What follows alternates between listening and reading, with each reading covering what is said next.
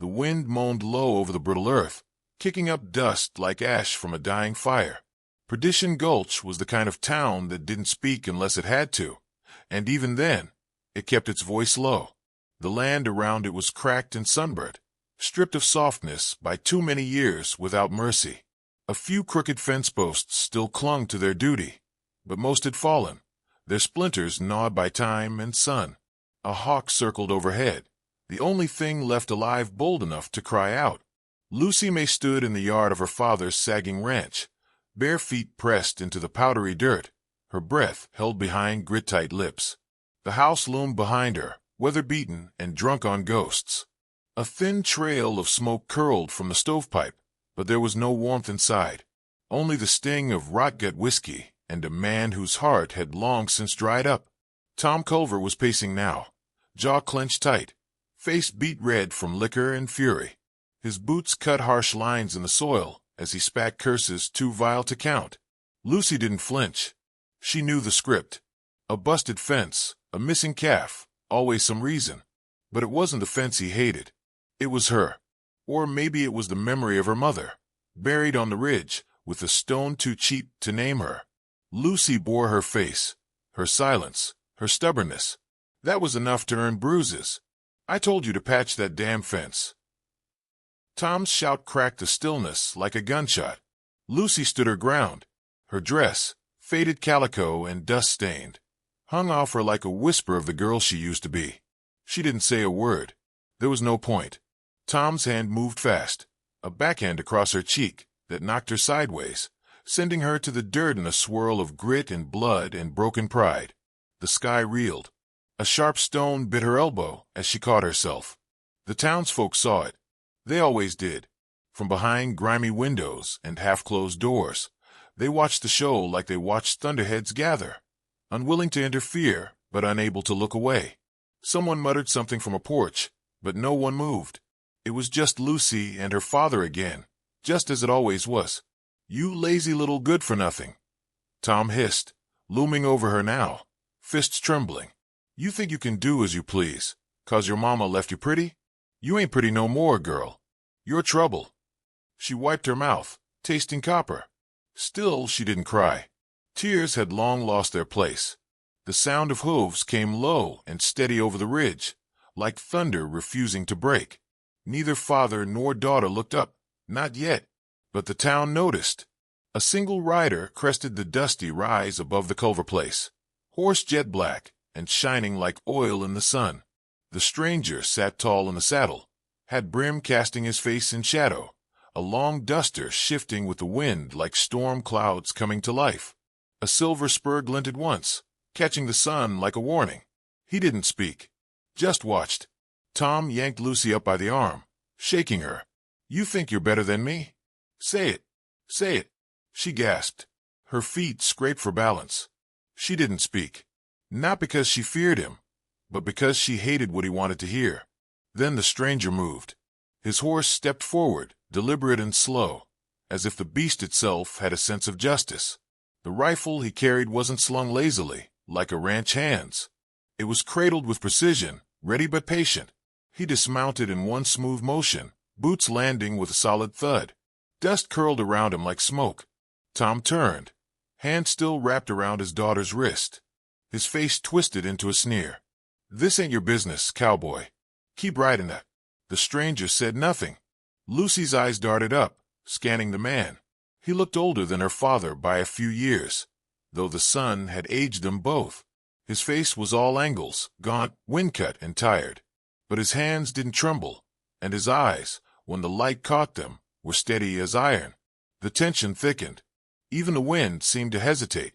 Tom grunted, tightening his grip. He raised his arm again, ready to strike. That's when the stranger spoke. "Touch her again," he said, voice low but sharp as broken glass. "And I bury you here." It wasn't a threat. It wasn't even angry. It was a promise carved from something deeper, something old and cold and carved in stone. Tom froze. The words hit harder than any bullet. Lucy looked from one man to the other. For the first time, her father looked small. Not just old, not just drunk small. She saw the flicker of doubt crawl behind his eyes, like a roach fleeing light. "Who the hell are you?" Tom spat. The stranger didn't answer. He raised the rifle slightly, not aimed, but ready. One twitch would be enough. He wasn't bluffing. Everyone could feel it. The ground itself seemed to pause. Tom let go of Lucy's wrist. She stumbled back a step, massaging the purple rising under her skin. Her eyes locked with the stranger's for half a heartbeat. There was no kindness there, no smile. But she saw something better, recognition.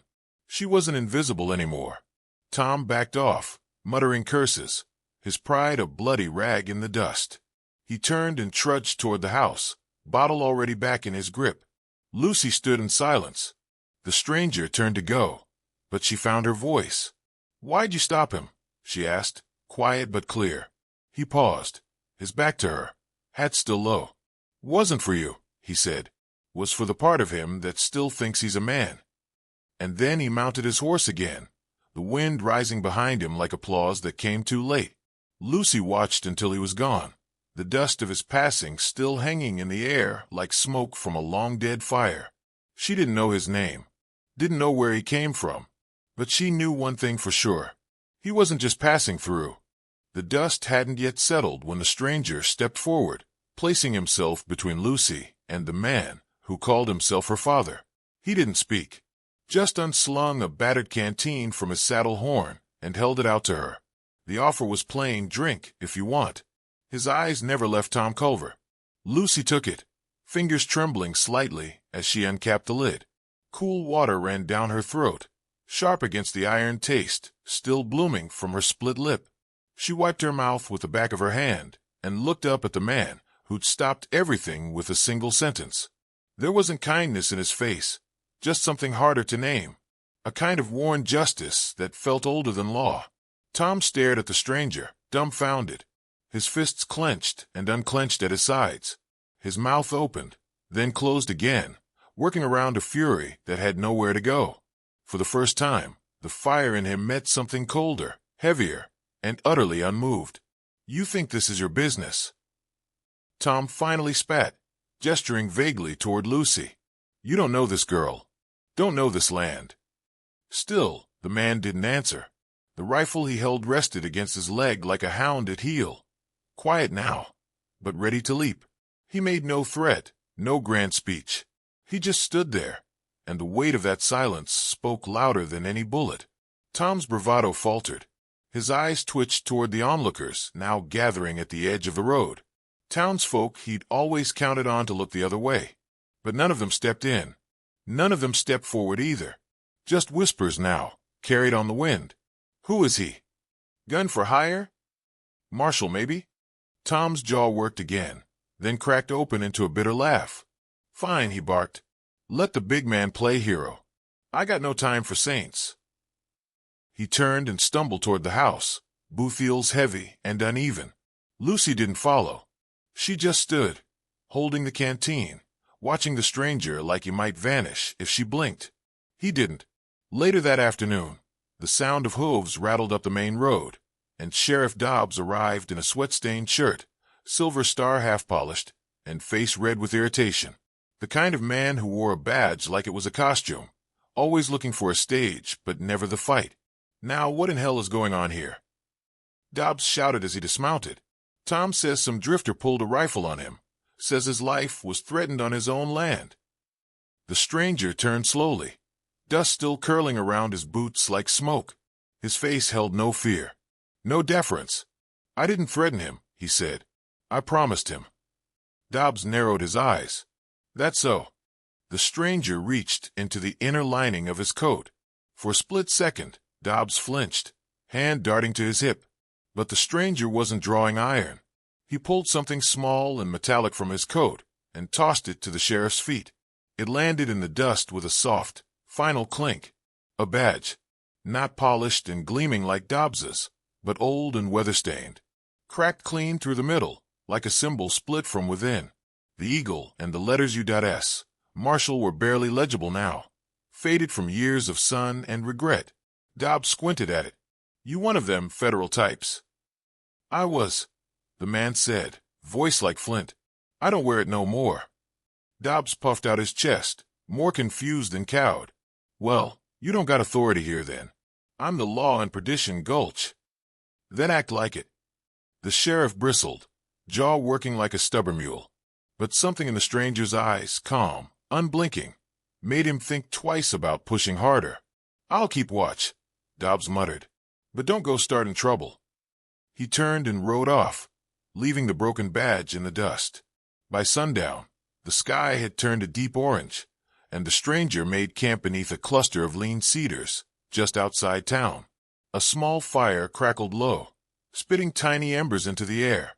He sat cross-legged, carving a thin strip of wood with a weathered knife, the motion slow and deliberate. His horse was hobbled nearby, reins trailing like ribbons against the ground. Lucy crept toward him through the long grass, barefoot and careful. Her dress still bore the prints of her father's grip, and her cheek was tender, but she wasn't hiding. She didn't carry shame in her steps, just a cautious curiosity. He didn't look up when she arrived, just motioned toward the fire. She sat. "You always make enemies that quick?" she asked after a while. He paused, set the carving aside. "Only the ones that need making." She watched him, lit only by firelight. He looked even older up close, but not in the way her father looked old. Not broken or wasted, just used, like leather that's been to hell and back, and still holds together. "What's your name?" she asked. He didn't answer. "You got one." "Names don't matter out here," he said. "Only the weight behind him." She nodded like she understood, though she wasn't sure. Her fingers played in the dirt near the fire. "I've seen him hit worse," she said quietly. "When he drinks too much, he forgets I'm not her. Mama, I mean." He didn't respond, but she saw something shift in his eyes, like a shadow passing behind glass. "I ain't asking for saving," she added. "You didn't," he said. "That's why I did." Silence settled between them again, comfortable this time, the kind that only comes when words aren't needed to fill the space. Her gaze drifted to his forearms. The sleeves of his shirt were rolled up, and in the flickering light, she saw the scars. Thin, pale ridges wrapping around his wrists like permanent bracelets. She stared a moment too long. "Chains," he said without flinching. "Long time ago." Her mouth opened, then closed. He turned back to the fire, feeding it a small stick. "Ain't the first time I seen a man like your father," he muttered. "Ain't the first time I couldn't look away, neither." "What happened?" she asked. He didn't answer. She didn't ask again. Instead, she leaned back, head tilted to the stars, now peeking out over the canyon rim. The world felt bigger beside this man. Not safer, but bigger. Like maybe the cage she'd been born into wasn't as locked as she thought. He stayed awake long after she slipped back to the barn. The fire died down to coals, and the wind carried the night in like a slow lament. He touched the broken badge in his coat pocket once, thumb running the crack. Then he closed his eyes and didn't sleep.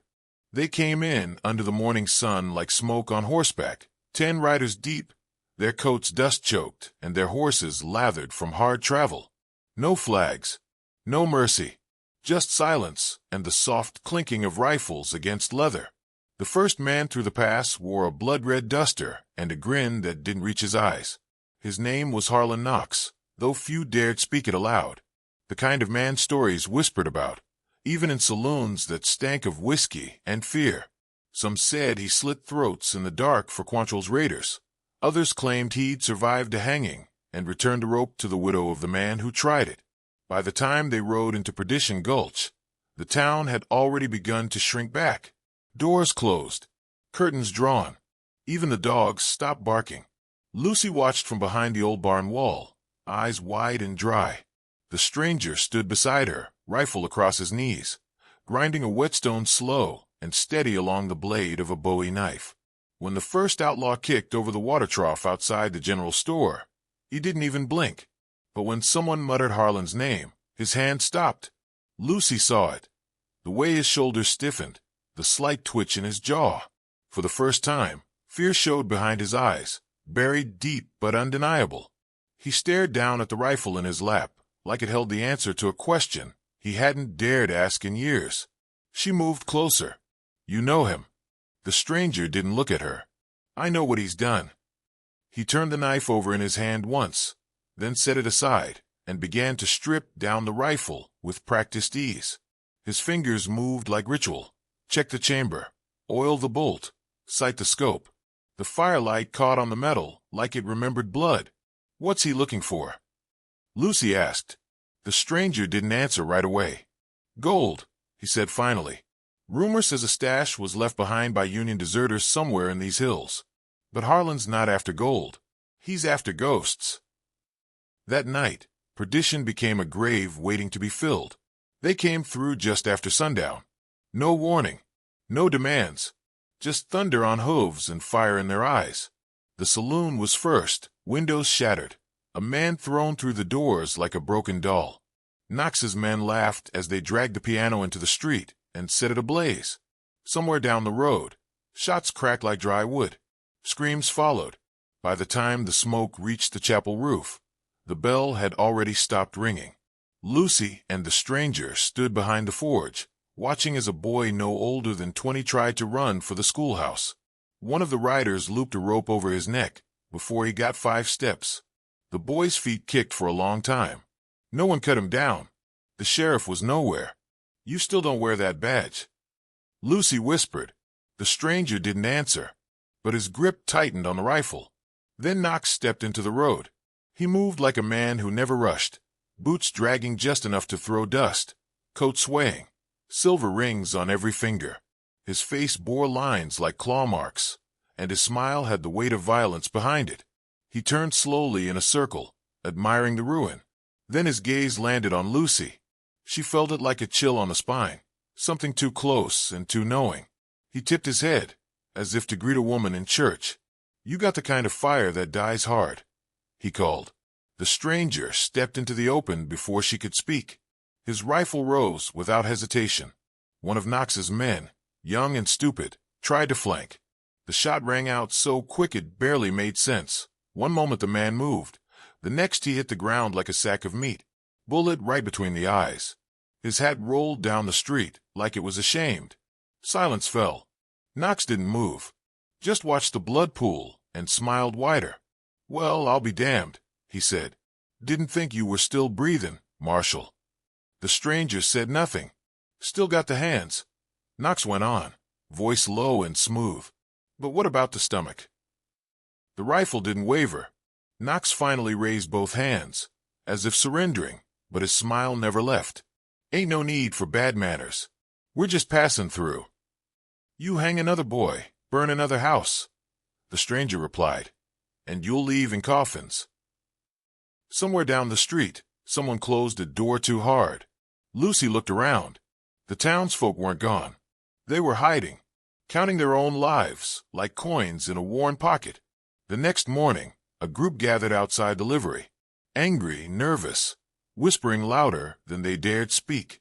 "He'll get us all killed," one man said. "We never asked for a fight. That marshal's a ghost. What's he doing bringing Knox here? He should ride out while he still can." Lucy stepped into their circle, face pale but spine straight. "Then you die hiding," she said. They stared at her, some with pity, some with shame. "He shot one of them," someone muttered. "They won't forget that." "He's the only one who's done anything," she snapped. "And all you do is talk." An old man, one of the blacksmith's helpers, leaned on his cane. "She's right. That boy that got hung. I helped deliver him. His ma named him Jasper." That name hung heavier than silence. Later, Lucy found the stranger sitting by the creek, stripping down bullets, loading fresh powder. He worked with quiet fury, each motion precise. She knelt beside him. "They want you gone," she said. He nodded once. "But I don't." He looked up.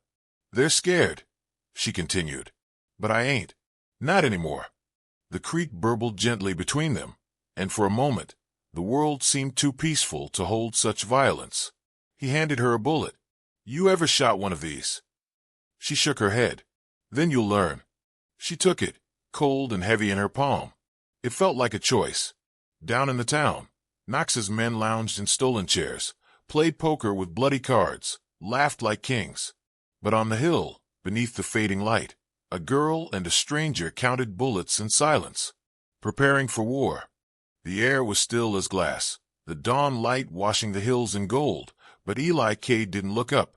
He sat on a stump at the edge of the dry creek, rifle across his knees, a silver flask untouched beside him. The fire had burned down to coals, and the smoke that rose smelled of cedar and ghosts. Lucy crouched beside him, her hands rough with dirt and her shoulders drawn tight from sleepless nights. She had stopped asking questions days ago, but this morning, without prompting, Eli spoke. "Used to wear that badge proud," he said, voice low and worn thin like old leather. "My boy Daniel, he'd polish it every night while I told him stories. Said he wanted to be just like me." He turned the cracked star over in his palm, the metal dull in the light. "I was a U.S. Marshal out of Abilene. Rode circuits through Kansas, Arizona, west as far as Yuma. I chased killers and thieves, settled disputes, buried more friends than I care to remember." Lucy sat quiet, letting the words fill the silence between them. "Harlan Knox and I crossed paths just once," Eli went on. "It should have ended that day. I had him and his men surrounded near Devil's Gate. We'd tracked him 6 weeks. I thought we had him." His eyes darkened. "They rode through our camp at dawn. Killed every deputy I had. Took my horse, my guns. My wife, Anna. She begged them not to hurt the boy. I still hear her voice." He rubbed the bridge of his nose, like trying to wipe the memory from behind his eyes. "I buried them both with my bare hands. They left me with a bullet in the gut and a rope around my neck. Said I could watch till the end." A long pause. "Then, but I didn't die." Lucy's breath caught. 3 days later, a Navajo scout found me in the rocks. Still breathing. Not by much. Took me to his people. Nursed me like I was kin. I wanted to die, but I didn't. Couldn't." Eli looked over at her. "Then I stopped wearing the badge. Not because I didn't believe in it, but because I didn't believe in myself." Lucy reached into her pocket and pulled out the broken star he'd given her days earlier. She pressed it into his hand. "You're still wearing it," she said softly, "even if it's cracked." For the first time since she'd met him, Eli smiled. By the next morning, the air was filled with the hollow thwack of bullets striking tin. Lucy stood at the fence line, sweat beading on her brow, a revolver heavy in her small hands. Eli stood behind her, patient, correcting her stance with a light tap to the elbow, a quiet word behind the ear. "Breathe slow. Squeeze. Don't jerk it." The can leapt off the post, landing in the dirt with a metallic thud. She turned, eyes wide. "You're getting it," he said. Again. Each morning began this way, and each evening ended by the fire, sharing fragments of pain and pieces of hope like brittle treasures. He taught her to ride, to spot tracks in the sand, to shoot with both eyes open. He didn't just train her to fight. He taught her to survive. Word of what they were doing spread, like smoke on wind. One night, beneath the chapel's broken roof, a group of townsfolk gathered, quiet, nervous, eyes darting like mice beneath hawk shadow. Men who once looked away now sat across from Eli Cade, their hands clasped tight, and hope trembling behind clenched jaws. "I ain't no gunman," one said. "I'm a blacksmith." "I'm a baker," added another. "I need bread, not powder." "You need freedom now," Eli said, voice steady.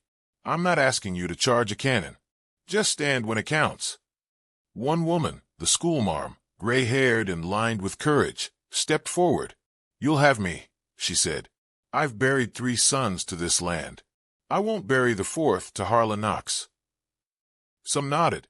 Some wept. Some slipped out into the dark, shoulders hunched with the weight of fear. Eli watched them all and finally said, "This town's had its boots on backwards too long. Time to turn 'em right." They began to fortify what little they had, reinforced the blacksmith's walls with stone, boarded the windows of the general store, set traps in the hills, dug shallow trenches, and prayed it'd be enough. But the town had a serpent in its gut, coiled and waiting. Sheriff Dobbs rode out the next afternoon, supposedly to check on the water lines up north. But by moonrise, a rider slipped into perdition with news that chilled the fire out of Eli's veins. Dobbs had sold them. He'd sent word to Knox, bargaining for his own life, and a fat purse to go with it. Knox and his men were coming fast, days ahead of what they'd expected. Lucy ran to the barn to find Eli already saddling his horse. "They've taken the teacher's daughter," she gasped. She was walking home from the creek. "Said they'd take another if we didn't kneel." Eli stopped. His shoulders rose and fell once. Then he tightened the cinch. She stepped in front of him. "Don't go alone," she said. "I have to." "You don't." He looked down at her, the wind teasing the ends of her tangled hair. Dust streaked across her cheeks like war paint. "I do," he said. "This started with me, and ends with me. But He placed his hand on her shoulder. "You'll finish it if I don't." Then he rode out, into the hills, no backup, no cavalry. Just one ghost of a man trailing shadows behind him. At the highest ridge overlooking perdition, Eli dismounted and stood alone. Below, in the orange wash of sunset, the dust of Knox's riders rose like a storm across the plains. 10 men, maybe more, moving fast. He looked out at the broken town, the chapel spire barely holding itself upright, a place that had long since stopped believing in anything. He pulled the cracked badge from his coat and kissed the edge. "One last time," he whispered. He slid the badge into his vest pocket, shouldered his rifle, and walked into the wind.